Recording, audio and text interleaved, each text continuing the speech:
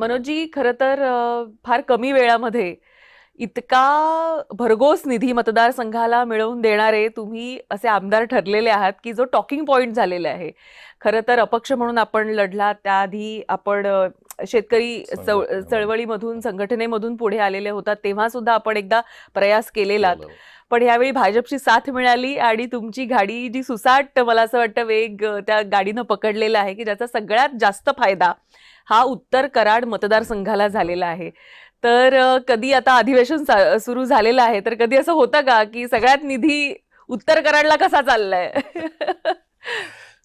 माझी मित्रमंडळी विधानसभेतले सुद्धा बरेच जण बोलत असतात की फार चांगल्या पद्धतीनं तुम्ही कराड उत्तर विधानसभा मतदारसंघामध्ये निधी आणताय.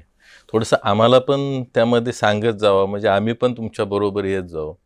परंतु खरं सांगायचं झालं तर आज केंद्रामध्ये भारतीय जनता पार्टीचं सरकार आदरणीय मोदीजींच्या नेतृत्वाखाली आहे. त्याच पद्धतीनं महाराष्ट्रामध्ये आपल्या राज्याचे मुख्यमंत्री आदरणीय देवेंद्रजी फडणवीस साहेब यांच्या माध्यमातून केंद्र सरकार आणि राज्य सरकारच्या माध्यमातून खरं तर मागच्या 1.5 वर्षामध्ये फार मोठ्या प्रमाणावर मला निधी आणता आला. आणि त्यामध्ये सरकारमधील सर्व जे काही घटक पक्ष असतील, त्याच पद्धतीनं आमच्या महायुतीचे सर्व मंत्री यांचंसुद्धा फार मोठं सहकार्य या ठिकाणी लाभलेलं आहे. मग त्यामध्ये शेतीच्या पाण्याचे विषय आहेत, त्याच पद्धतीनं रस्त्यांचे विषय आहेत आणि अगदी आदरणीय नितीनजी गडकरी साहेबांच्या माध्यमातून सुद्धा उंब्रजला आम्हाला सेगमेंटल ब्रिजला जवळपास 125 कोटी रुपये मिळाले.